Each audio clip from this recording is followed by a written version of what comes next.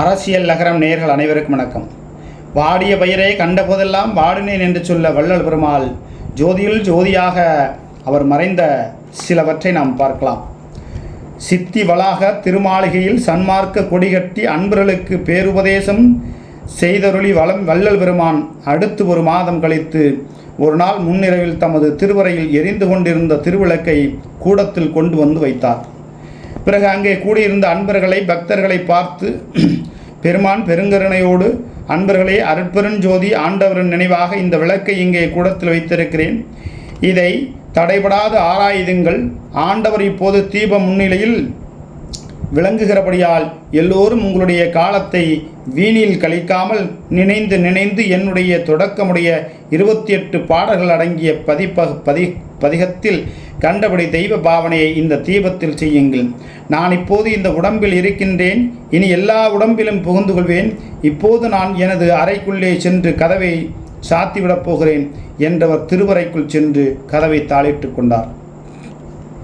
அது கண்ட அன்பர்கள் அதிர்ந்து அவலப்பட்டு செய்வதறியாது சிறிது நேரம் கண்கலங்கி நின்றார்கள். பிறகு அவர்கள் ஒருவாறு மனந்தேறி பெருமானின் அருள் கட்டளைப்படி அன்று முதல் தீபத்தை ஆராதித்து வந்தார்கள். பெருமானும் அது முதல் தமது திருவறைக்குள்ளேயே இருந்து விரைவில் இறைவனோடு இரண்டர கலப்பதற்கான சாதனைகளில் ஈடுபட்டிருந்தார். பல நாள் உள்ளே இருப்பது, சில நாள் வெளியே வருவதுமாக இருந்தார்.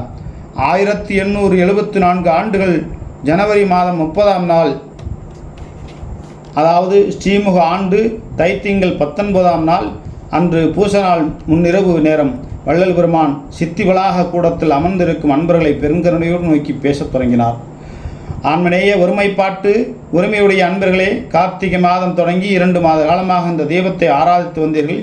இனியும் அவ்வாறே செய்து வாருங்கள். இன்று தைப்பூசம் வடர்வெளி ஜோதி தரிசனம் என்று கழித்து இந்த மேட்டுக்குப்பம் சித்தி வளாகத்தில் தீபத்தை ஆராதித்து வந்திருக்கிறீர்கள். நேரம் முன்னேவாகிறது. நான் இப்போது அறைக்குள் சென்று கதவை சாத்திட்டு உடம்பை மறைத்து கொள்ளப் போகிறேன். ஒரு கால் அறக்கதவை திறந்து பார்க்க நேர்ந்து பார்த்தால் நான் யார் கண்களுக்கும் தோன்ற மாட்டேன். அப்போது இத்திருமாளிகை வெறும் வீடாகத்தான் இருக்கும்படி ஆண்டவர் ஜெபிப்பார். என்னை காட்டிக்கூடார். இனி நீங்கள் எல்லோரும் இதுவரையில் நான் கூறி வந்தபடி நடந்து அருட்பெருஞ்சோதி ஆண்டவரை வழிபட்டு உய்யுங்கள். நான் அறைக்குள் சென்று கதவை சாத்திக் கொள்கிறேன் என்றார். பெருமான் திரு அறைக்குள் சென்று கதவை தாளிட்டு கொண்டார். அப்போது ஆசாரியரியாக பெருமாள் குரலில் திருவற்பா பாடல் கேட்டது. பெற்றேன் என்றும் இரவாமை பேதம் தவிர்ந்தே இரவன் எனை உற்றே கலந்தான் நான் அவனை உற்றே கலந்தேன் ஒன்றானோம் எற்றே அடியேன் செய்ததவம் யாரோ புரிந்தார் இன்னமுதம் தொற்றே உலகீர் நீவிரலாம் வாழ்க வாழ்க துணியற்றே. பாடல் முடிந்தபோது அன்பர்கள் எல்லோரும் அருட்பெருஞ்சோதி அருட்பெருஞ்சோதி தனி பெருங்கருணை அருட்பெருஞ்சோதி என்று மகாமந்திரத்தை ஒரு சேர உறக்க உச்சரித்தார்கள். மகாமந்திரம் எங்கும் எதிரொலித்தது. வள்ளல் பெருமான் ஜோதியில் ஜோதியாகி இந்த வையகத்தில் அன்று முதல் நமக்கெல்லாம் தோன்றா துணையாக விளங்குகிறார். வாழ்க வள்ளல் திருவருளி, வளர்க சன்மார்க்க சகனரி, வீழ்க சமயம் மதமும், விளைய அற்பெருஞ்சோதியும் என்று நாம் சொல்ல வேண்டியிருக்கிறது.